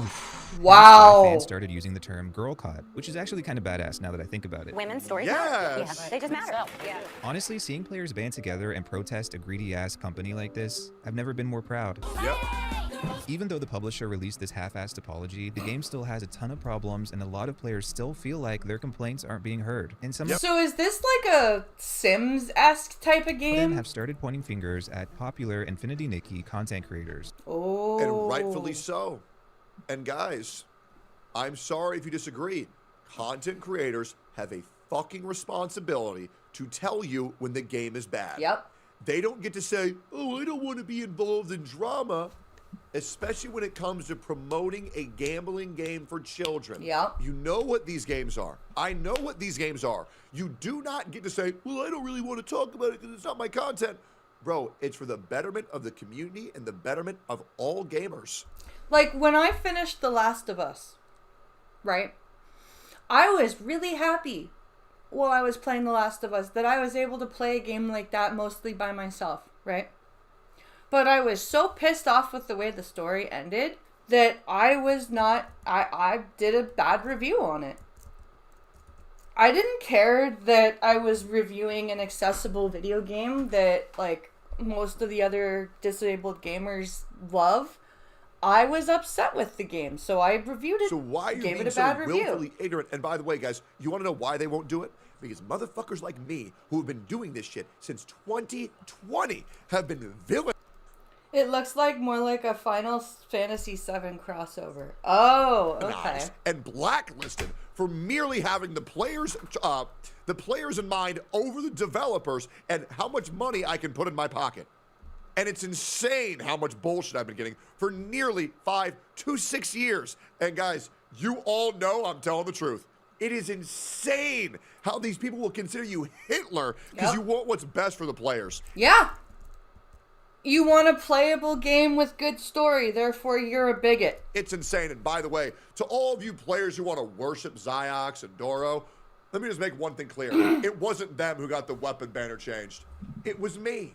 And we all fucking know it. What have they done? Fucking nothing. Obviously, the company that makes this game should take the brunt of the blame for this whole disaster of an update. Oh, but yeah. I also believe content creators have an obligation to speak up on behalf of their audience and the communities they represent. Thank you! Holy shit, I grew up in an era of pussies. I am so glad that less than 2% of people dislike this video after a take like that.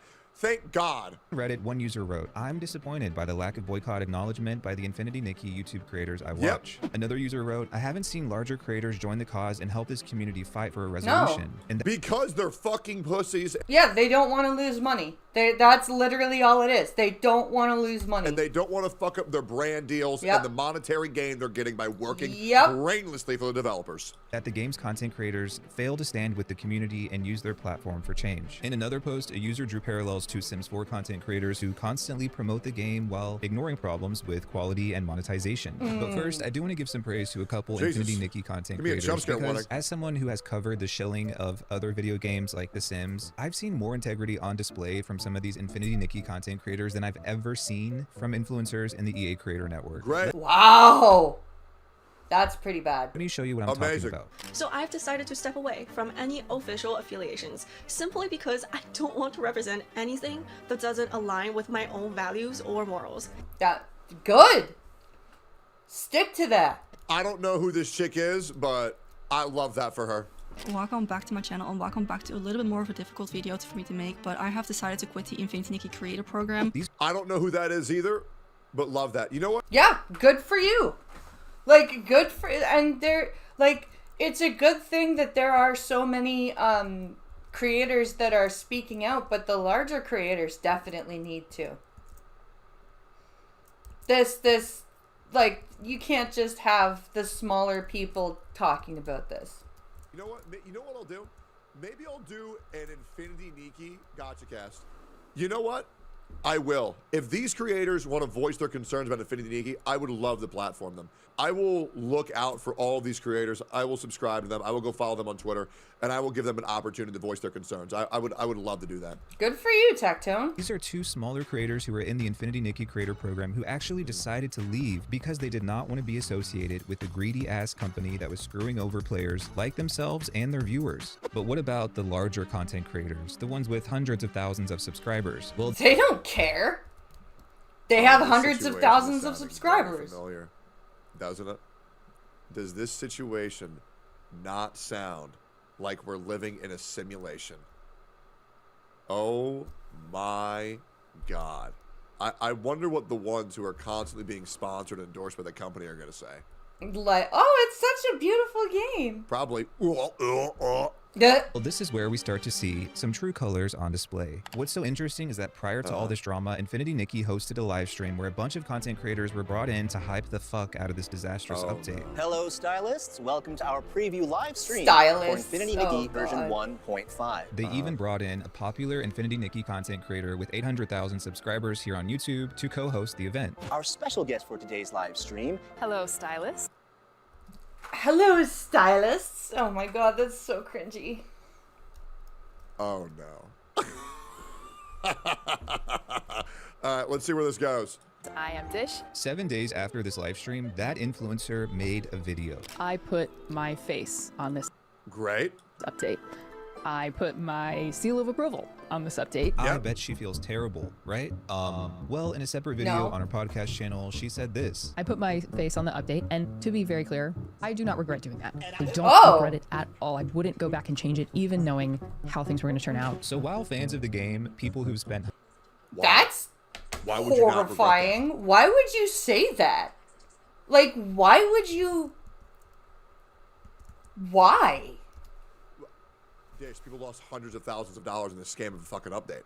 Why would you double down on that? That's I'm so confused. insane. Hundreds or thousands of dollars on Infinity Nikki were organizing this boycott. This influencer came out and said that she had no regrets about working with the company that is literally screwing players over. But it gets worse. All in all, I still got like basically a free Asia vacation. Because she went on good to for gloat about this you. free trip to China that was paid for by the game's publisher. Flying out to Shanghai, that was always something that I kind of hoped for. What the hell? I had like a 5-day period where I was just free to do anything. Oh my gosh. So she's like, oh, look at all the cool stuff I got. I got to go to Shanghai and I got to go and do whatever I wanted to for like 5 days.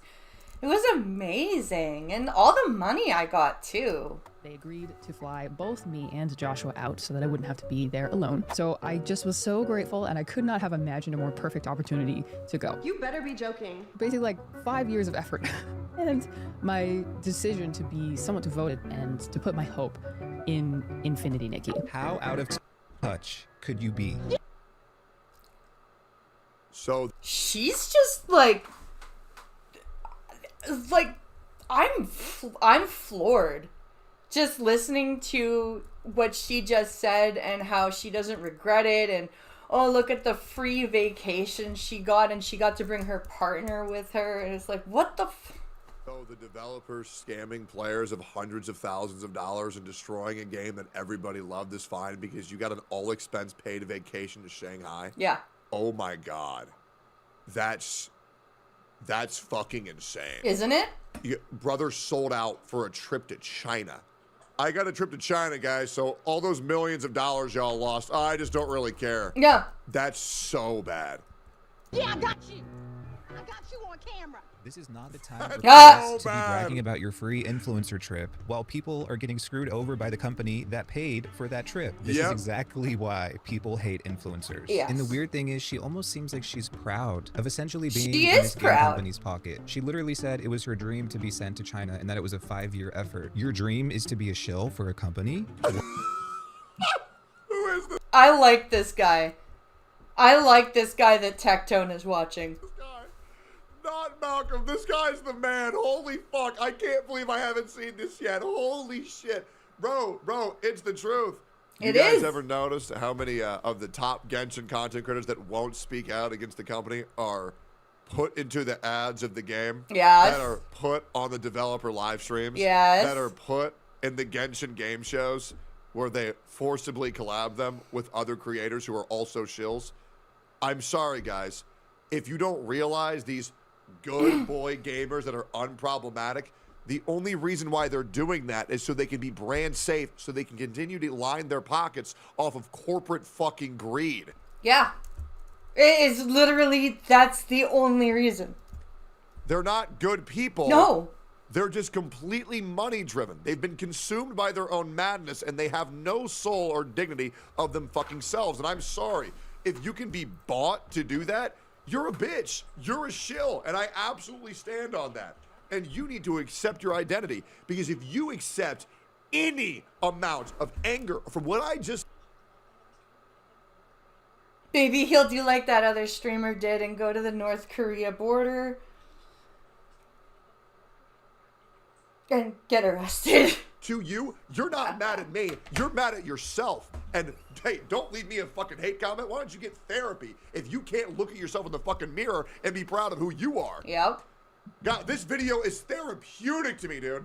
Jesus Christ. What? This influencer is in their creator program. She was flown out to Shanghai. She got an all expenses paid trip. She got to wear this gown. Beautiful gowns. I think this serves as a warning to influencers who go out of their way to shill for game companies. You will be caught in the crossfires when things go wrong. It is not a content creator's job to work with game publishers or developers. No one's forcing them to do that. I can kind of speak on this as a creator in the gaming space. I get emails all the time from game studios asking me to make sponsored content. Coincidentally, just weeks ago, I was contacted about a game called Love in Deep Space, and that game is made by the same developer as Infinity Nikki. Now, I did not know that. That's insane. That is funny. Talking shit about. So they make games for the girls to be comfy and for the girls to be coomers. Yep. Man, they are really hitting both sides of the spectrum. shitty games, so I have never, nor will I ever do sponsorships for video games, but I can confidently say, based on my experience working with other brands, that these bigger influencers like Dish are making thousands of dollars per video for their sponsored Infinity Nikki content. So to the people on Reddit...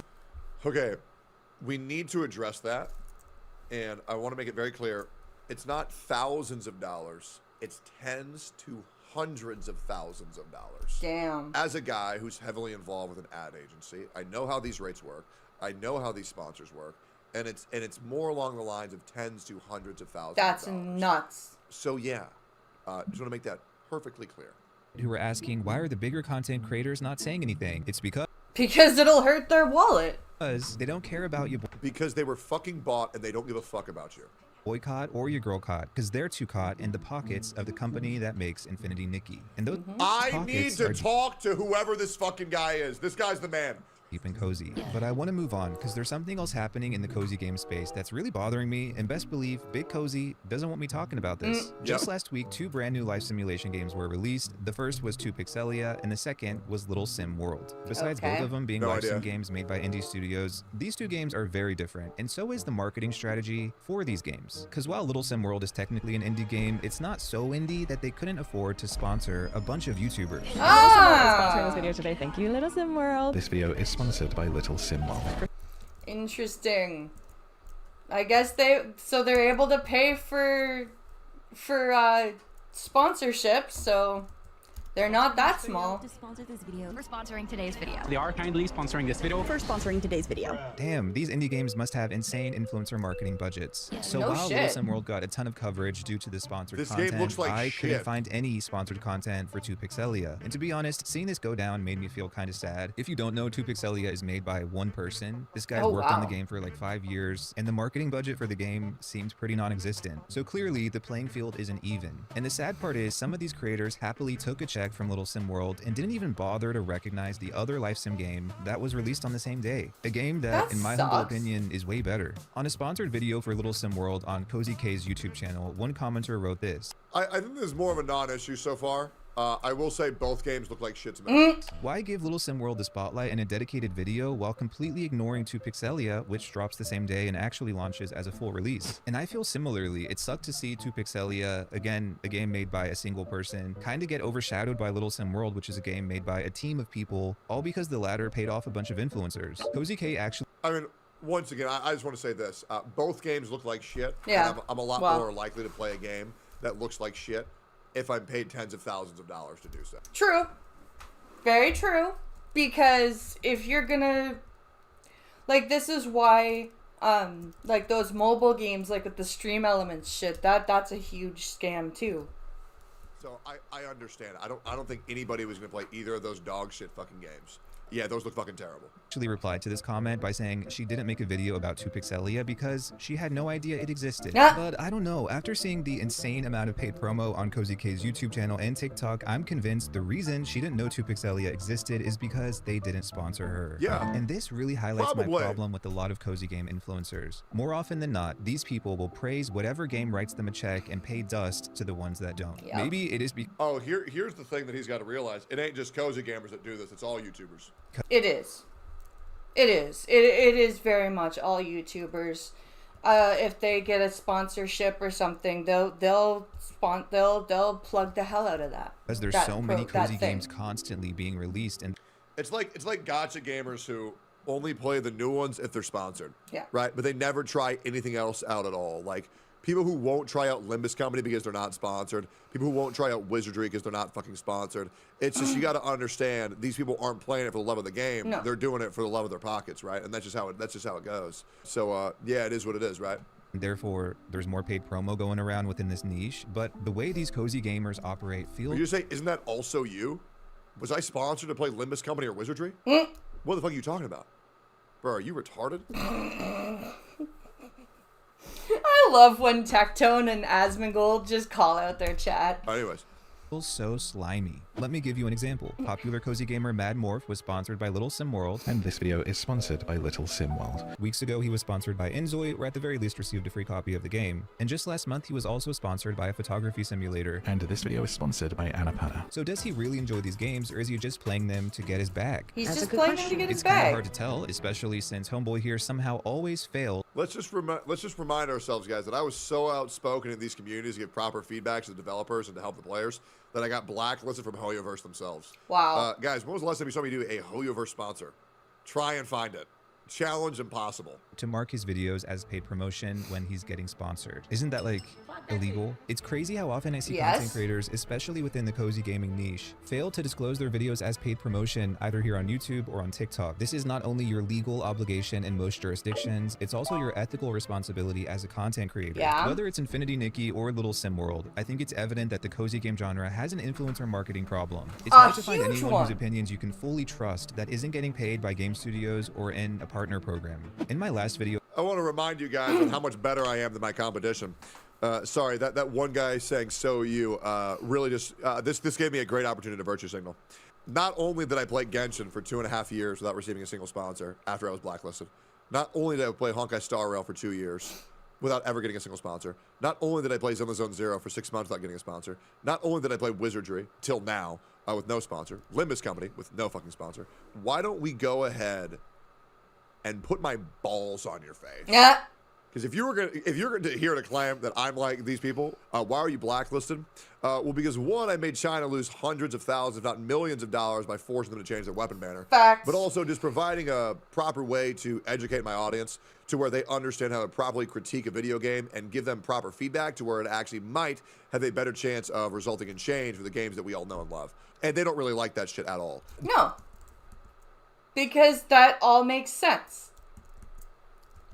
Not to mention, they were also giving content creators money behind the scenes, and they were telling these CCs to not tell their audience about this shit. And I said, you know what I'm going to do? I'm just going to go ahead and tell my audience about all of this. And they really didn't like when I showcased all of the behind-the-scenes rewards they were giving content creators. Because I felt that was important to disclose, so I just showed it. And that clip got like 800,000 views on US and like 5 million views on Chinese Bilibili. Yeah, I don't care at all. I'm not here for the company to tell me what I can or cannot do. Fuck that.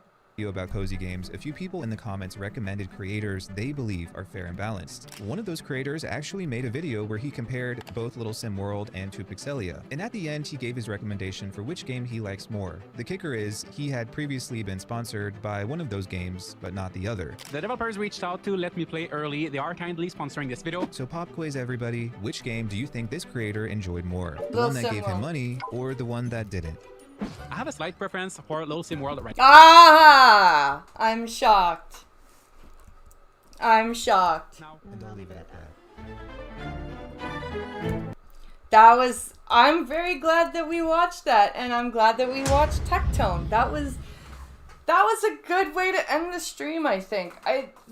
This is why, like, the whole like, the sponsorships and stuff like that, it's very, you've got to be very careful with who is like, you need to make sure you know what creator is sponsored by what, and like some of those sponsorships just aren't, they're not really very financially good, like, so just be careful with what you buy, be careful with who you listen to.